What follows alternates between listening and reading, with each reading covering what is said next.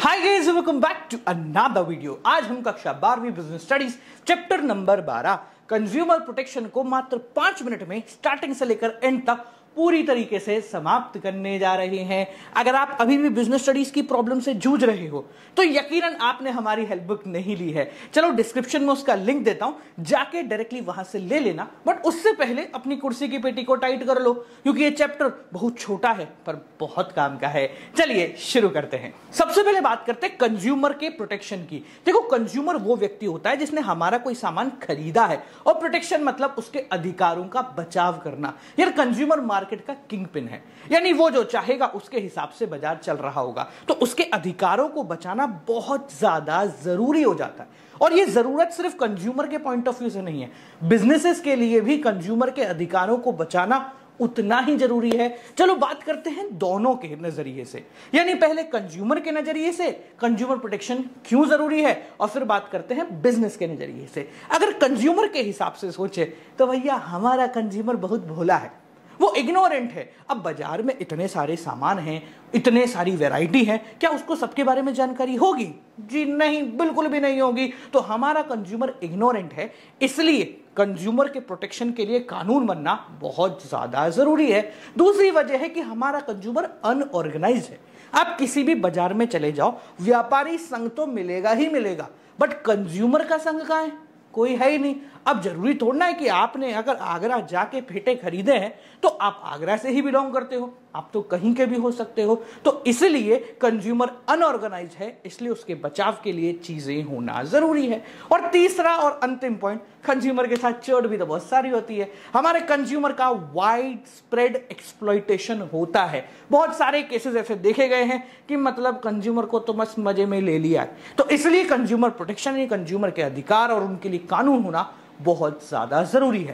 खैर बिजनेस भी ये मानते हैं कि अगर उन्हें लंबे समय में अपनी ग्रोथ चाहिए तो कंज्यूमर को प्रोटेक्ट करके रखना बहुत ज्यादा जरूरी है। क्या क्या वजह है?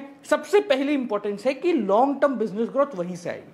आज आपने कंज्यूमर को सामान बेच दिया और फ्रॉड कर दिया, अरे कितना पैसा बना लोगे? 200, 500, 700, 1000।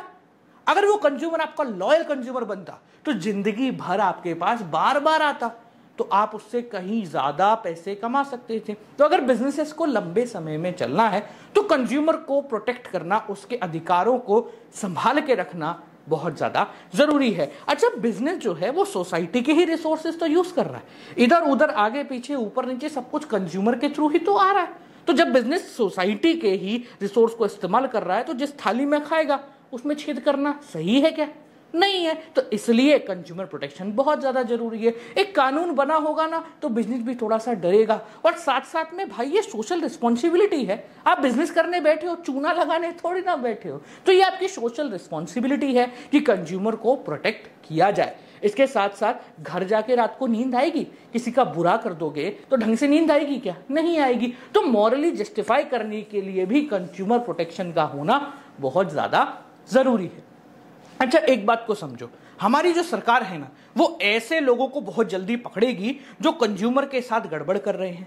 ये मान के चलो कि आप एक बिजनेस कर रहे हो जिसमें आपने वादा किया किसी और सामान का और डिलीवर कर दिया कोई और सामान। अच्छा, एक बारी हो गया, 2 बारी हो गया, 3 बारी हो गया। अगर आप ये बार बार कर रहे हो तो कंज्यूमर क्या करेंगे? आवाज उठाएंगे, सोशल मीडिया पे ट्रेंड कराएंगे, बॉयकॉट कर दो। सरकार के नजरिए में जैसे ही आप आ गए ना वही सरकार लपेटे में दे देगी। तो कंज्यूमर को अगर आप प्रोटेक्ट करके रहते हो तो चुपचाप बच के रहते हो, सरकार आपके धंधे में इंटरवेंशन नहीं करेगी। और यकीन मानिए गवर्नमेंट का इंटरवेंशन नहीं होगा ना तो धंधा बढ़िया चलेगा। और आखिरी है कि कंज्यूमर ही तो आपका पर्पस है। आप जो बिजनेस कर रहे हो वो कंज्यूमर को लिए ही कर रहे हो, सामान बना रहे हो तो किसको बेचोगे? कंज्यूमर को ही बेचोगे ना। तो अगर उसी के अधिकार के साथ आपने गड़बड़ कर दी तो थोड़े दिनों में आपकी कंज्यूमर की लाइन खत्म होने लग जाएगी। तो consumer is the purpose of business and that is why consumer protection businesses के लिए भी बहुत ज्यादा जरूरी है। अब ये कंज्यूमर प्रोटेक्शन करने के लिए बहुत सारे कंज्यूमर के अधिकार हैं, यानी कंज्यूमर के कंज्यूमर राइट्स हैं। एक एक करके इन सारे राइट्स को देखते हैं। टोटल 6 आपको पढ़ने हैं। सबसे पहला है राइट टू सेफ्टी, यानी हमारे कंज्यूमर को यह अधिकार है कि उसको ऐसा सामान मिले जिससे कोई अनयूजुअल घटना ना हो।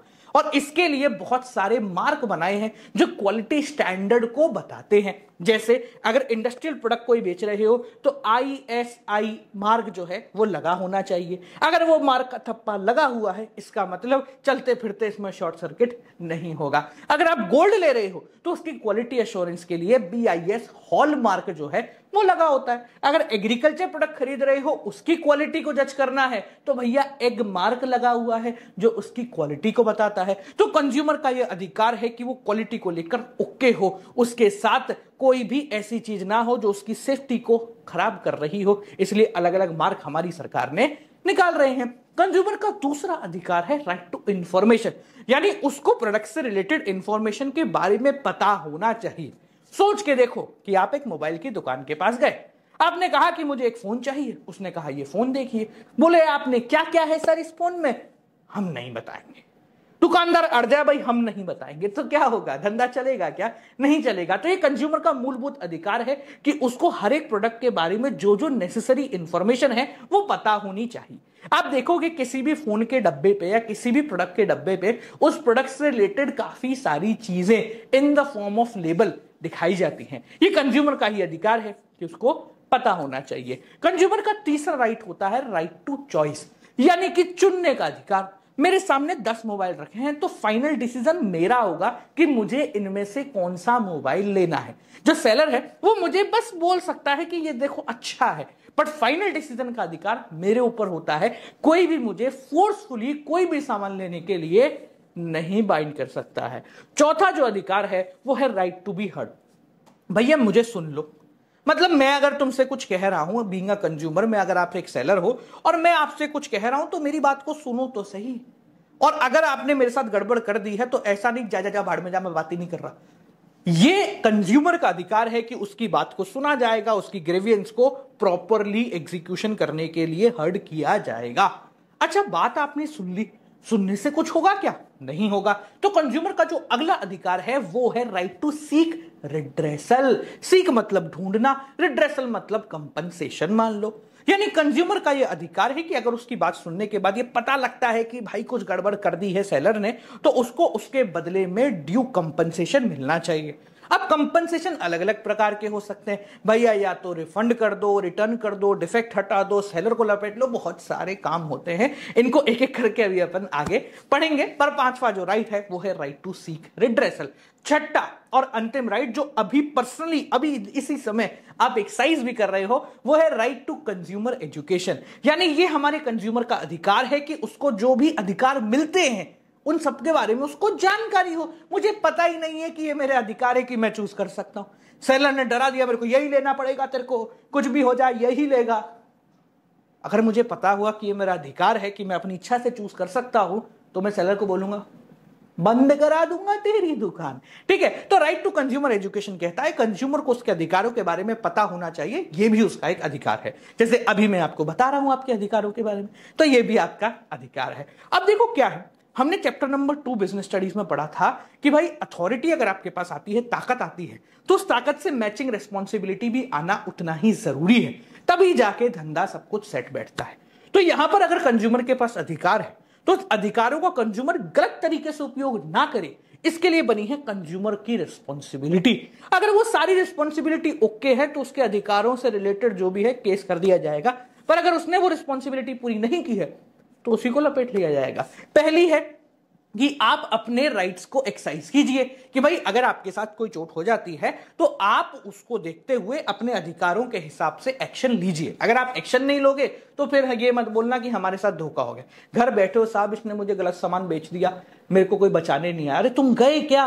नहीं मैं तो किसी के पास नहीं गया। तो फिर कैसे आपको जो है इंसाफ मिलेगा? सेकंड कंज्यूमर का अधिकार है कि आप थोड़े से कॉशियस रहिए, ऐसा ही नहीं बस कुछ भी देखा और कुछ भी चल दिए। जैसे red bull give you wings करके तुमने रेड बुल पे से छलांग लगा दी, तो यहां पर तुम्हारे अधिकार जो है ना वो तुम्हारे लिए भारी पड़ जाएंगे। तो यहां पर आपको थोड़ा सा कॉशियस होना चाहिए, एडवर्टाइजमेंट से कैरीड अवे मत हो जाइए। थर्ड जो आपकी रिस्पॉन्सिबिलिटी है वो है कि आप जब अगर आपके साथ चोट हो गई है तो आप सही ग्रेवियंस के लिए, सही ग्रेवियंस के लिए, मतलब ऐसा नहीं कि तुम बोले नहीं इस सेलर को तो मैं लपेटूंगा इसलिए आप केस करिए, सही ग्रेवियंस के लिए यानी सही वजह से आप केस करिए, आपको जो है रिस्पॉन्ड मिलेगा। अगर आप पता लगा ना कि आपने बस मजे लेने के लिए केस करा तो आपके ऊपर सेलर केस कर सकता है, ये उसका भी अधिकार है। अगला आपका अधिकार है कि आप क्वालिटी कॉन्शियस हो जाइए भैया। आप बोलो कि साहब मैंने तो 1000 की जगह 200 रुपए का सामान ले लिया, सेम सेम दिख रहा था, मैंने ले लिया, चोट हो गई। जो 1000 वाला था उसमें तो मार्क लगे हुए थे, ISI मार्क, इसमें नहीं लगा हुआ था। मैंने पानी गर्म करने की केतली में पानी डाला और वो फटाका बोल गया। तो यहां पर आपकी गलती है, मार्क देख के लीजिए ना। अगर मार्क देख के लेते और फटाका फूटता तो फिर बात होती। अब आपने मार्क नहीं लिया तो आपकी जिम्मेदारी। अगला जो कंज्यूमर का अधिकार है, देखो अधिकार तो बहुत सारे हैं पर 2-4 आप और देख लीजिए। जैसे कि एडवर्टाइजमेंट से कैरिड अवे मत हो जाओ। मतलब एडवर्टाइजमेंट में बताया है, वो थोड़ा सा उसको बढ़ा चढ़ा के ही दिखाते हैं, तो आप उससे ही कैरिड अवे मत हो जाओ। थोड़ा दिमाग लगा के काम करो, बिल लेते रहो भाई। अगर बिल नहीं लोगे तो हमारी कोई जिम्मेदारी है, एनवायरमेंट को रिस्पेक्ट कीजिए, ठीक है। कचरा मत कीजिए, ब्लैक मार्केटिंग में सामान मत खरीदिए, लीगल गुड्स एंड सर्विसेज को ही आप परचेस करो, वो ही आपके लिए सही है। इलीगल सामान खरीदोगे तो तुम कौन और मैं कौन।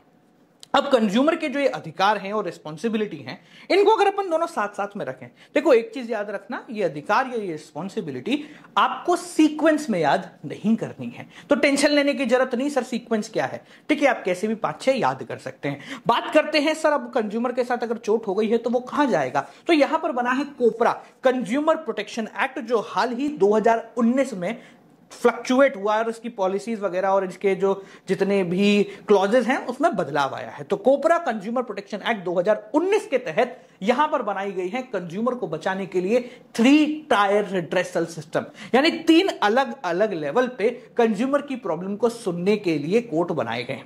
तीनों कौन से हैं? सबसे पहले आता है डिस्ट्रिक्ट फोरम। अब ये डिस्ट्रिक्ट फोरम जो है ये 1 करोड़ तक की प्रॉब्लम को झेलता है, यानी अगर आपके साथ कोई चोट हुई है, किसी सेलर ने कुछ गड़बड़ की है, तो अगर आपका केस 1 करोड़ से कम का है तो यहां पर ये लोग आपको संभाल लेंगे। इसके अंदर एक प्रेसिडेंट होता है और 2 जो है मेंबर्स होने चाहिए। इस डिस्ट्रिक्ट फोरम से अगर आप सेटिस्फाइड नहीं हो, मानो आपने केस कर दिया और यहां पर आप हार गए, आपको लगा कि नहीं मेरे को तो जीतना ही है और मेरे साथ तो गलत हुआ ही है, तो आप डिस्ट्रिक्ट फोरम में हारे हुए केस को 45 दिन के अंदर आगे नेशनल फोरम में कंप्लेन कर सकते हो। मतलब डिस्ट्रिक्ट फोरम में आप हार गए, हारने के बाद आपको लगा कि नहीं मेरे साथ गड़बड़ हुई है, तो आप चले जाइए एक लेवल ऊपर स्टेट फोरम के अंदर। अब स्टेट फोरम की बात करें तो यहां पर एक प्रेसिडेंट और 4 मेंबर होते हैं।